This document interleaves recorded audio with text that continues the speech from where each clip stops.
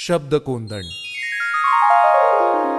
लेखिका, कवयित्री, संपादक, मुलाखतकार आणि संख्याशास्त्र संगणकशास्त्र विषयाच्या प्राध्यापिका डॉक्टर विनता कुलकर्णी लिखित काही लेख, कविता आणि कथा यांचं अभिवाचन. ऐकत रहा शब्दकोंदण.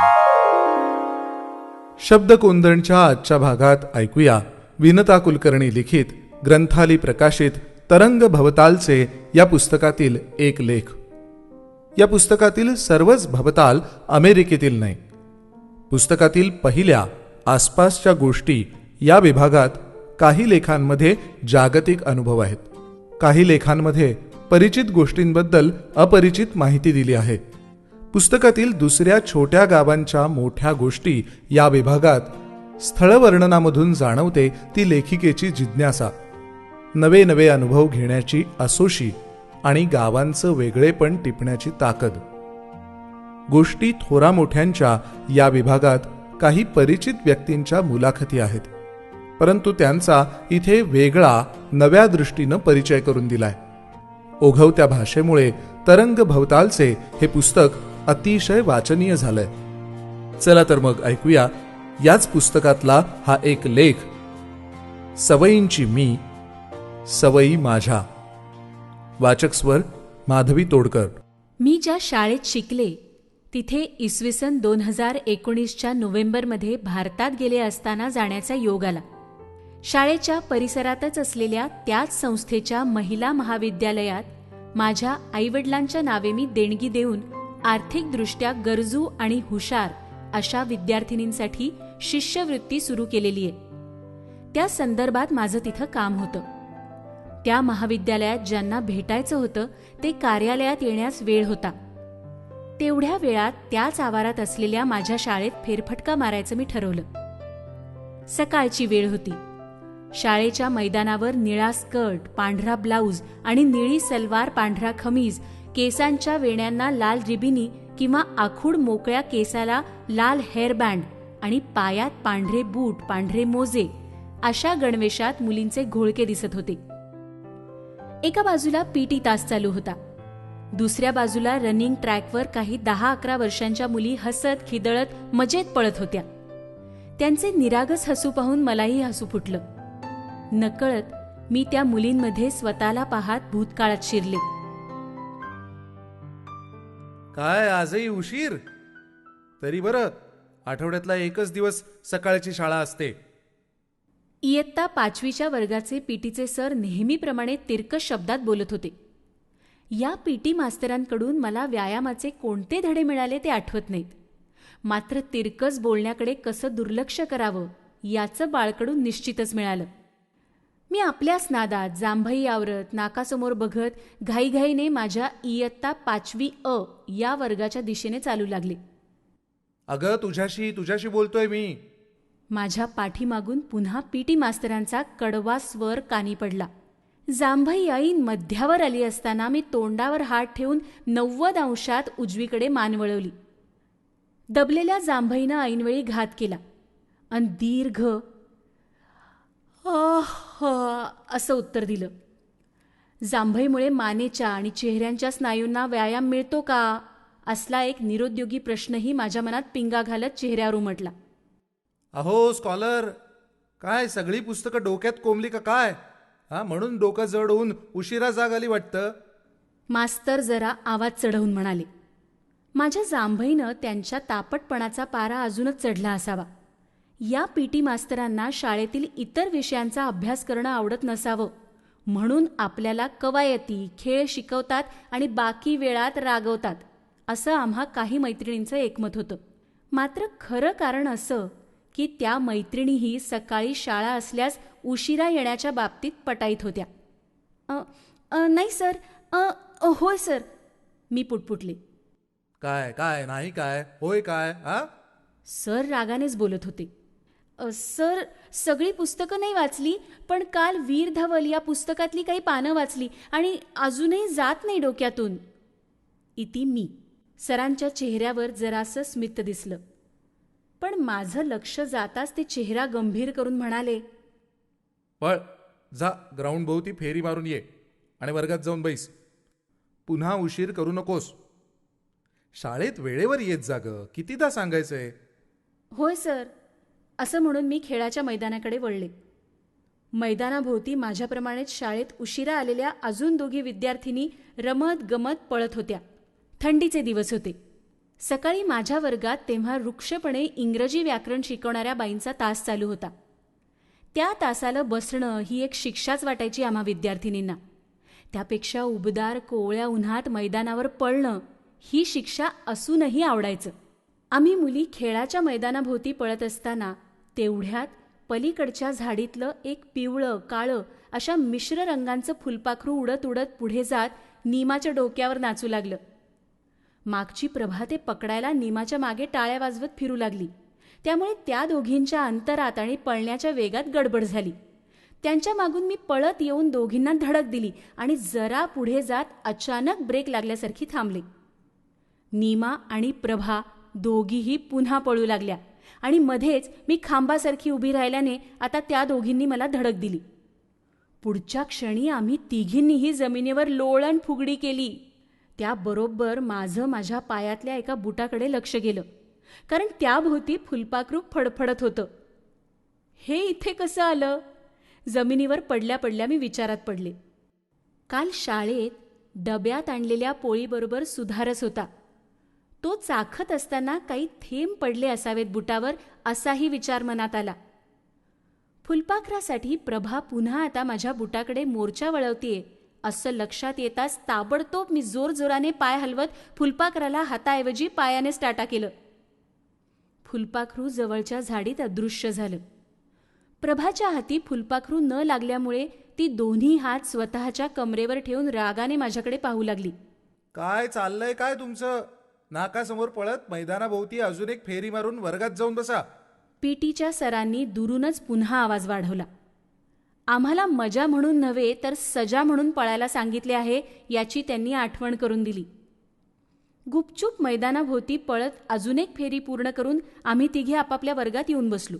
हातातलं दप्तर मी पुढे डेस्कवर ठेवलं आणि सहजच वर्गभर नजर फिरवत एकीकडे वही काढण्यासाठी दप्तरात हात घातला. पुढच्याच क्षणाला चटका बसल्यासारखा मी हात मागे केला. तेव्हा शनिवारी आमची शाळा सकाळी असे. त्याचबरोबर महिना अखेर असल्यास शाळेचे तासही कमी असत. त्याच कारणाने मी नेहमीच्या दप्तराऐवजी लहान आकाराचं दुसरंच दप्तर शाळेत आणलं होतं. ते दप्तर म्हणजे आईने लाल काळ्या मजबूत दोऱ्यांनी स्वतः विणून घरीच बनवलेली एक मध्यम आकाराची सुबक पिशवी. त्याला आतल्या बाजूस मजबूत अस्तर आणि वर स्टीलच्या 2 मोठ्या कड्याही होत्या आयटीत धरायला. आम्हा बहिणींना ती पिशवी फारच आवडायची. आम्ही ती पिशवी कधी खेळताना आणि कधी बागेत जातानाही वापरत असू. शाळा अर्धवेळ असली तर त्या पिशवीचा मी दप्तरासारखा वापर करत असे. त्या शनिवारीही मी ती पिशवी दप्तर म्हणून शाळेत आणली होती. पण सकाळी उशिरा उठल्यानं दप्तरात आपण हवी ती वह्या पुस्तकं ठेवली ना याबद्दल मी पूर्णपणे विसरून गेले होते. आता आपण पूर्ण केलेला गृहपाठ शिक्षिकेला दाखवता येणार नाही. मग कधी नव्हे ते आज मला या कारणाने शिक्षा होणार आणि वर्गातल्या काही चुकार मुलींना आजही मजा पाहायला मिळणार असे विचार मनात येऊ लागले. माझ्या डोळ्यातून गंगा यमुना वाहू लागल्या. खरं तर आमच्या वर्गशिक्षिकेची मी लाडाकुडाची विद्यार्थिनी. माझा गृहपाठ त्या तपासत आणि मग मला आणि वर्गातल्या अजून 2 मुलींना आपापल्या रांगेतल्या विद्यार्थिनींनी गृहपाठ केला की नाही हे तपासायला सांगत. मी रडू लागल्याने वर्गशिक्षिकेने फळ्यावर लिहिणं थांबवलं. त्या जवळ आल्या आणि रडायला काय झालं असं विचारू लागल्या. बाई, मी पळत घरी जाते आणि 10 मिनिटात परत येते, चालेल का? मी रडतच विचारलं. आत्ता? यावेळी तुला वर्ग सोडून कशासाठी घरी जायचंय? त्यांनी विचारलं. बाई, माझ्या वह्या, पुस्तकं, कंपासपेटी सगळं घेऊन येते पटकन, असं म्हणत एकीकडे माझं मुसमुसत रडणं चालूच होतं. अगं, शाळेत वह्या पुस्तकांशिवाय यायला आज काय पिकनिक होती का आपली? बाई आश्चर्याने विचारू लागल्या. मी त्यांना माझं दप्तर उघडून दाखवलं. ते पाहून बाई हसू लागल्या आणि मग वर्गातल्या इतर मुलीही मागे टाचा उंचावून माझ्या पिशवीत कोणते विनोदी नग भरले आहेत याविषयी कुतूहलाने पाहू लागल्या. पाहिल्यावर खुसूखुसू हसू लागल्या. दप्तरात वह्या पुस्तकांऐवजी 3-4 मोठे दगड आणि माझ्यापेक्षा लहान बहिणीची काही खेळणी होती. घरी गेल्यावर बहिणीला कसं रागवायचं हा प्रश्न देखील मला सतावू लागला. बाईंनी अगोदर वर्गाला शांत केलं. मग माझ्याकडे वळून म्हणाल्या, रडू नकोस ग. माझी खात्री आहे तू गृहपाठ पूर्ण केला असणारच. आज तुझ्या मैत्रिणीची नीताची रफ वही घे वर्गात लिहायला आणि पुस्तकं दोघी मिळून एकत्र वाचा. सकाळी उशिरा उठल्यानं मैदानावर पळून आलीस तेवढी शिक्षा आज पुरे, हो ना? सोमवारी दाखव गृहपाठ. पण असं दररोज चालणार नाही बरं का. आणि हो, आठवड्यात एकच दिवस आपली शाळा सकाळी असते, तेव्हा यापुढे लवकर उठून आवरून वेळेवर येत जा हं. नाहीतर पीटीच्या सरांना सांगायला लागेल तुझ्याकडून 4 फेऱ्या मारून घ्या मैदानाभोवती. मुलींनो, लक्षात ठेवा, कुठेही जाताना हातात पिशवी, दप्तर, मोठी बॅग काहीही असो, उचलण्यापूर्वी नीट तपासून मगच ती वस्तू घेऊन घराबाहेर पडावं. बाईंनी सौम्य आवाजात बजावून सांगितलं. मग आम्हा विद्यार्थिनींकडे पाठ फिरवून त्या फळ्यावर लिहू लागल्या. अभ्यासाचा विषय समजावून सांगू लागल्या. माध्यमिक शाळेत शिकत असताना घडलेल्या या प्रसंगातून मी कुठल्या सवयी अंगी बाणवल्या या प्रश्नावरून मला एका जगप्रसिद्ध साहित्यिकाचं एक विधान आठवलं.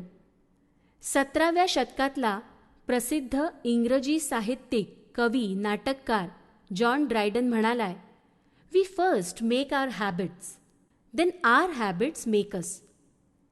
संस्कारक्षम वयात मिळालेल्या या शिक्षेमुळे माझी सकाळी जरा उशिरा उठण्याची सवय गेली का या प्रश्नाचं उत्तर नाही. अर्थात लवकर निजे लवकर उठे तया आरोग्य संपत्ती ज्ञान लाभे हे सुवचन पिढ्यानपिढ्या शाळकरी मुलांना ऐकवलं जातं. मलाही ते पाठ होतं. पण केवळ पाठांतरापलीकडे जाऊन सुवचनामागची कारणमीमांसा फारच थोडे शिक्षक स्पष्ट करतात. त्यामुळे मी शाळेत असताना अनेक म्हणी, सुभाषिते बहुधा चांगली सवय म्हणून पाठ करून घेतली जात. अर्थस्य मूढाः खरवद वहंती, अर्थात शास्त्रांचा खरा अर्थ न जाणणारा गाढवाप्रमाणेच शास्त्रांचे निव्वळ ओझे वाहतो. अशीच काही सुवचनांबद्दल माझी अवस्था होती. कालांतरानं त्या सुभाषितामागची शास्त्रीय बैठक स्वतःहून समजून घेतल्यावर काही चांगल्या सवयी बाणवण्याबद्दल स्वारस्य वाटू लागलं. खरं तर सवय ही दणकट गोफासारखी असते. दररोज आपण त्याचा धागा विणत राहिलो की शेवटी ती पक्की बनते, असं मानसशास्त्रज्ञ आणि शिक्षण तज्ज्ञांचंही सांगणं आहे. काही का असेना, लहानपणी उशिरा उठण्याच्या सवयीमुळे शाळेत मैदानाभोवती फेऱ्या मारण्याची मिळालेली शिक्षा मात्र माझ्या सवयीची बनली हे नक्कीच चांगलं झालं. त्यामुळे आजवर मी स्वखुशीनं रोज किमान 2 मैल मोकळ्या हवेत आणि घरी ट्रेडमिलवर पळते किंवा चालते. तसंच वर्गशिक्षिकेनं माझ्या दप्तरांच्या गमतीशीर प्रसंगानंतर मला नीट समजावून सांगितल्यावर घराबाहेर पडण्यापूर्वी आपल्या पिशवीत किंवा पर्समध्ये सर्वसाधारण आवश्यक वस्तू आहेत ना हे तपासून पाहण्याची चांगली सवय जडली. घराबाहेर पडताना पर्स माझ्यासाठी अत्यावश्यक वस्तू भांडारच असतं. मात्र काही वेळा अत्यावश्यक सदराखाली पर्समध्ये अनेक वस्तू भरण्याच्या सवयीमुळे ती पर्स इतकी फुगते की अगदी अचानक ठरलं तरीही मी केवळ तेवढ्या पर्ससह दूर परगावचा प्रवासही करू शकेन.